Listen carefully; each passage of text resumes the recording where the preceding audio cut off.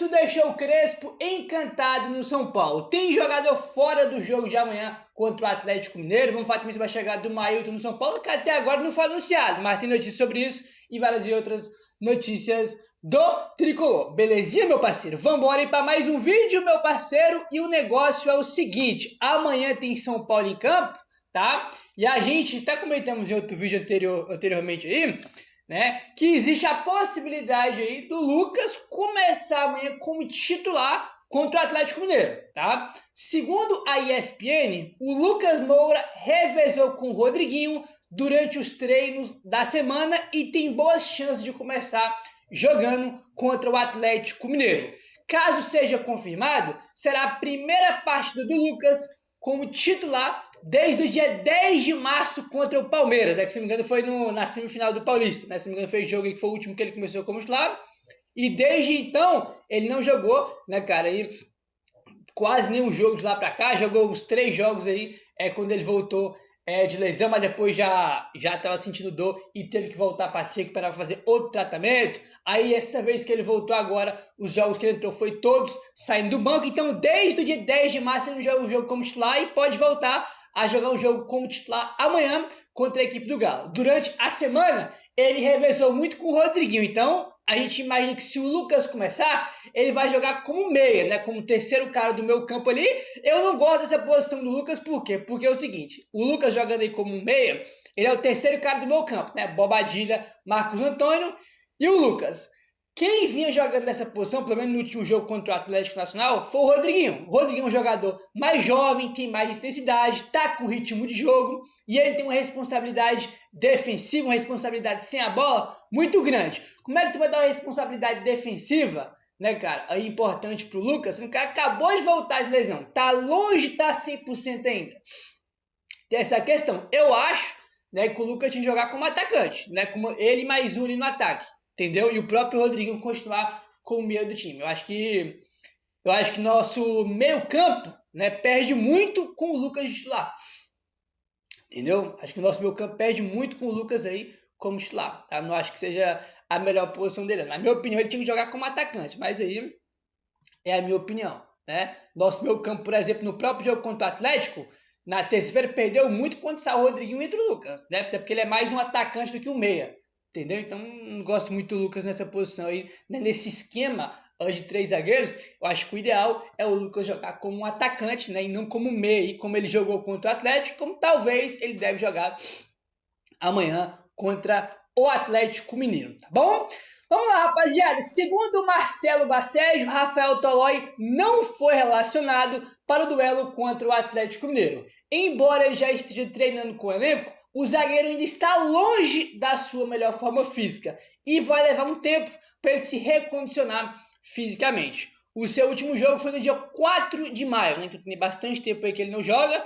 O São Paulo ontem registrou ele no bid, né? A gente comentou aqui de manhã, né? Bidou aí pro Rafael Tolói ontem na CBF, mas ele não vai pro jogo, né? Por causa da questão física, né? A questão de documento, o bid já tá apto a fazer a sua estreia, mas pela parte física, por não jogar tem um tempo, ele não vai para o jogo de amanhã, não fica nem no banco de reservas, belezinha? Bom, meu parceiro, daqui a pouquinho tá chegando aí a data FIFA e tá aí, ó. Segundo o Alexander Vieira, o São Paulo planeja estar com seus jogadores 100% fisicamente após a data FIFA. Além do alto desgaste do elenco com a sequência de jogos, alguns atletas estarão prontos com essa pausa. O Lucas Moura, por exemplo, ainda não está completamente recuperado da lesão, ainda precisando de trabalhos e de ritmo. Com isso, ele deve voltar melhor após a data FIFA. Isso é óbvio, né? O Lucas, quanto mais ele vai jogando, né? Entrando aí nos jogos, aí vai ter uma pausa para a data FIFA. Evidentemente que até lá ele vai estar melhor, que até o confronto contra a LDU, que é os jogos mais importantes do ano, a gente imagina que ele já esteja em uma condição física melhor, conseguindo render melhor, né, fisicamente melhor e já com ritmo de jogo, né, ao decorrer dos jogos que ele vai entrando aí. Alan Franco vem sofrendo com dores no tornozelo e vai usar esse período de data FIFA para poder se recuperar. E o Tolói está adquirindo a sua melhor forma física. O Alan Franco vem sentindo dor no tornozelo, pelo menos que a gente sabe, desde o jogo contra o Juventude, né, que o próprio Crespo falou que ele não jogou contra o Juventude porque ele estava sentindo dores, né? sentindo dores, e por isso que ele não jogou contra o Juventude, e de lá pra cá ele vem sofrendo essas dores. A gente viu no jogo contra o Sport, por exemplo, que ele jogou, ele fazendo careta de dor, né, teve uma pancada que ele sentiu no jogo, né, cara, ali no jogo contra o próprio Sport, se não me engano, foi o jogo que ele saiu chorando, tá fazendo uma cara de choro ali no banco de reservas, né, tem até foto dele, pô, com a mão assim no rosto, né, parecia até que foi algo muito grave, mas acabou que não foi. Jogou contra o Atlético Nacional na terça-feira, mas também, né, cara, você vê que sentindo ali algo incômodo, foi substituído no segundo tempo, né, e ele saiu ali, né, meio mancando, então já tem algum tempo com o Alan Franco vestindo dor no tornozelo. E evidentemente que essa pausa para a data FIFA vai ser ótima aí para a gente recuperar esses jogadores. O Wendel, Luiz Gustavo, Arboleda e Oscar também estariam recuperados e demandando somente ritmo de jogo neste período.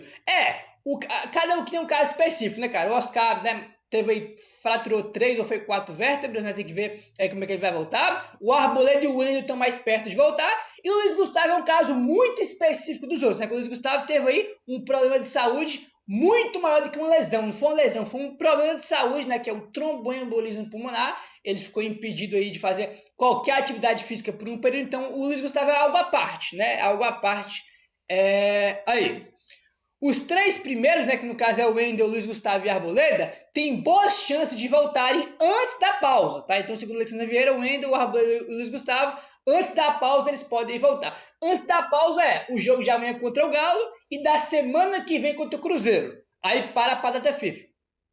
Entendeu? Desses aqui que estão fora, quem mais deve demorar aí para poder voltar é o Oscar, né? O Oscar deve ser o jogador aí que deve ficar mais um tempinho fora até o Oscar voltar. O Wendel, o Luiz Gustavo e também o Arboleda já vão estar disponíveis aí para serem utilizados pelo Hernan Crespo, né? O que mais vai demorar para poder voltar mesmo é o Oscar. Vamos ver se o Oscar, e na grande preocupação do Oscar é se ele vai estar disponível, se vai estar pronto para os 2 jogos mais importantes do ano, que é contra a LDU, né? Torcer para que ele esteja bem para esse confronto, especialmente para o jogo de volta, né? Porque o jogo de ida é altitude, né? E tem toda essa questão aí, mas ele seria bem importante mesmo no jogo de volta aí, que vai ser no estádio do Morumbi no mês que vem, em setembro. Belezinha, meu parceiro? Vamos seguindo aqui, rapaziada, vamos mudar de assunto, porque o negócio é o seguinte. Bora falar aqui sobre um jogador que vem encantando aí o Hernan Crespo, né? E ele vem agradando o técnico Hernan Crespo nos treinos, e isso pode fazer com que ele fique aí no time profissional do São Paulo, né? Fica aí no elenco, pelo menos aí, do time do Crespo. E é o Nicolas, a gente até comentou aqui um pouco sobre ele, que ele foi para o banco no jogo contra o Sport, né? Que foi vários jogadores da base foram relacionados para aquele jogo que o Crespo poupou para o jogo da Libertadores. E o Nicolas, cara, ele foi pro jogo contra o Sport e, curiosamente, ele ficou no banco também no jogo contra o Atlético, na terça-feira, né? E tá aí, ó. O São Paulo pode ganhar mais um reforço caseiro para o decorrer da temporada. O lateral esquerdo, Nicolas, que tem aí 18 anos. Ele foi promovido ao profissional por causa da lesão do Wendel e da necessidade de dar um descanso para o Enzo Dias. Ele vem agradando e encantando a comissão técnica de Hernan Crespo no dia a dia, tá? Então tá aí, o Wendel se machucou, né? No jogo contra o Atlético Paranaense na Copa do Brasil. Aí o Crespo foi lá, puxou o Nicolas pro time, né? Pra treinar ali com o time. E tá encantando, né? Agradando o Crespo aí durante os treinos no CT da Barra Funda. O Globoesporte.com apurou que a tendência é que o Nicolas permaneça treinando com o elenco principal a partir de agora, o que não impede que ele desça para fazer alguns jogos pontuais no time sub-20. Então ele vai ficar no time profissional do São Paulo, vai seguir, né? E um outro jogo ali mais importante da base, um jogo pontual, um aqui, outro ali, ele vai descer para jogar. Mas ele vai ficar treinando aí com o time profissional do São Paulo, tá? Esse modelo foi aplicado aos 2 atacantes, Luca e Henrique Carmo, que estão integrados ao profissional, mas atuaram nas últimas partidas da equipe sub-20 no Campeonato Brasileiro da categoria para poder ganhar mais minutos. É verdade, né, cara? O Luca e o Henrique já subiram para o time de cima, mas também já jogaram jogos aí, né? Desceram para jogar um jogo ou outro, um jogo mais importante aqui, outro ali.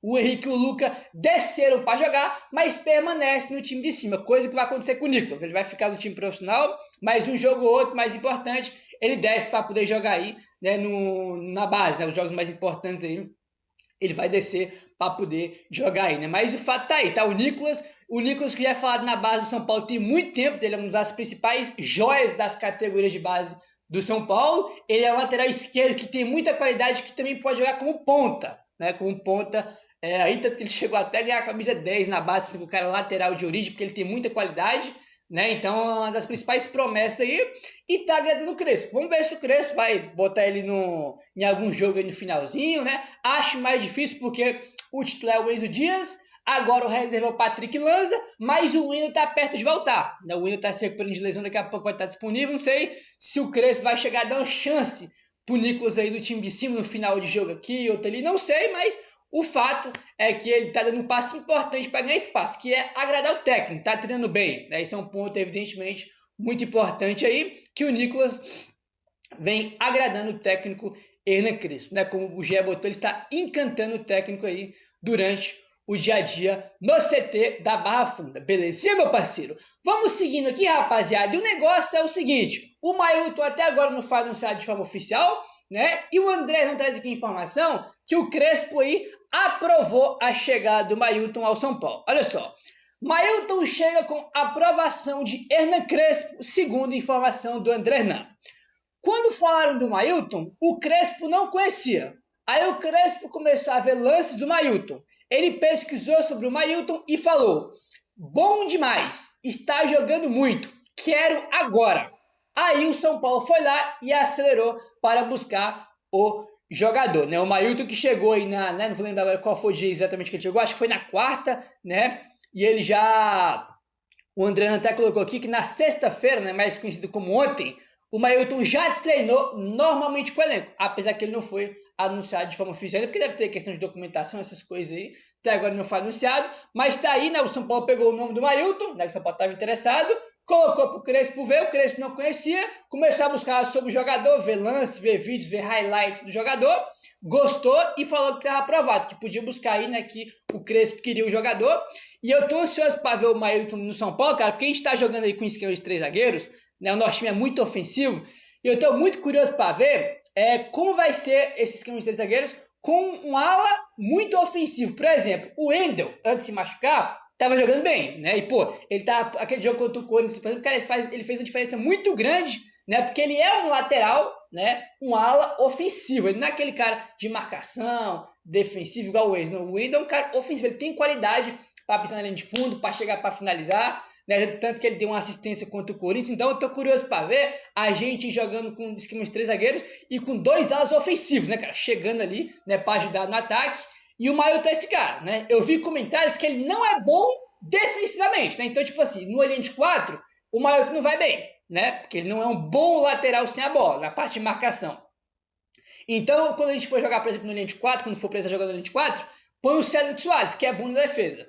Linha de 3 zagueiros, ala ofensivo, é o Mailton que tem essas características aí, tanto que ele tem muitos gols na Série B, assistência, é um cara bastante ofensivo mesmo, e desde o Crespo chegou que a gente começou a usar esse esquema mais ofensivo com 3 zagueiros, com 2 alas, a gente não teve, por exemplo, um lateral ofensivo direito, né, porque a gente só teve o Cédric aí e o Mike, e a gente vai ter agora com o Mailton, é aguardar ele ser anunciado aí de forma oficial, né? Mas tô curioso para ver, né, cara, o Mailton jogando no São Paulo, curioso para ver aí um ala ofensivo, porque, tipo assim, os alas, cara, quando a gente joga com 3 zagueiros, a gente joga com 3 zagueiros especialmente para liberar os alas, né, cara? Para liberar os alas, para eles ajudarem na construção ofensiva do time. Então, mais um jogador na ala de ofensivo, que a gente não tem hoje, né, vai ajudar muito e potencializar muito o nosso jogo ofensivo, né? O nosso jogo com a bola, aí nosso jogo propositivo. Então, tô ansioso para ver o Mailton, porque ele tá numa fase muito boa, o melhor momento da carreira dele, e é um jogador com características, né, cara? Características, né, ofensivas que a gente precisa. Então, tô bastante curioso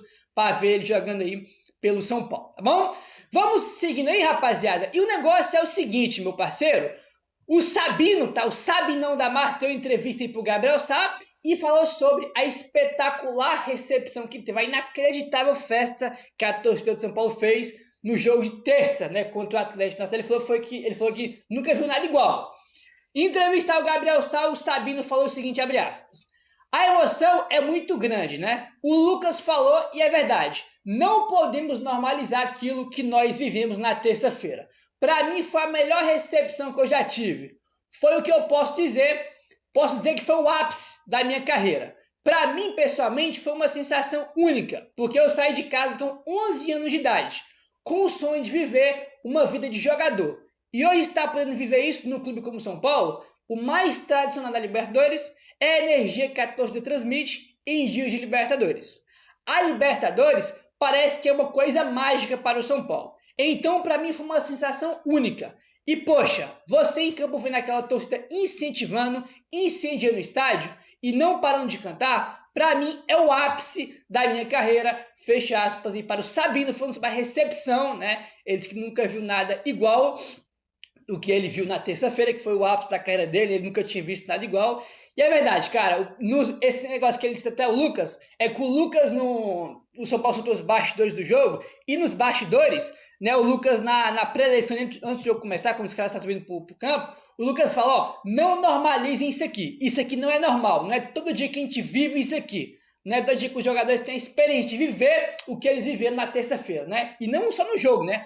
Antes do jogo, quando o ônibus está chegando, quando a delegacia está chegando no Morumbi, tem toda aquela recepção, aquele corredor de fogo, aquela loucura que a torcida do São Paulo fez. É verdade, não pode normalizar aquilo, porque aquilo ali é algo específico. Os jogadores do São Paulo, tu pega, por exemplo, esse elenco do São Paulo, quando todo mundo se aposentar, eles vão contar nos dedos quantas vezes eles tiveram aquela sensação, quantas vezes eles viveram aquilo, né, cara, na carreira deles inteira. É muito raro isso. O próprio Lucas mesmo, cara, pô, tem não sei quantos anos de carreira, o que ele tá vendo no São Paulo, nessas recepções de Libertadores, ele nunca viu na vida dele, é a primeira vez, entendeu? E olha que ele jogou na Europa, PSG, Tottenham, jogou na seleção, só que não tem nada igual, né? Então, não pode normalizar o que a torcida fez, cara. É algo que o jogador vai viver e ele tem que guardar aquilo ali pra sempre, que é único e é especial. E quando o cara se aposenta, ele vai ter a noção que não é sempre que tem aquilo, não é todo dia, não é todo jogo, né? Aquilo ali é bem específico mesmo.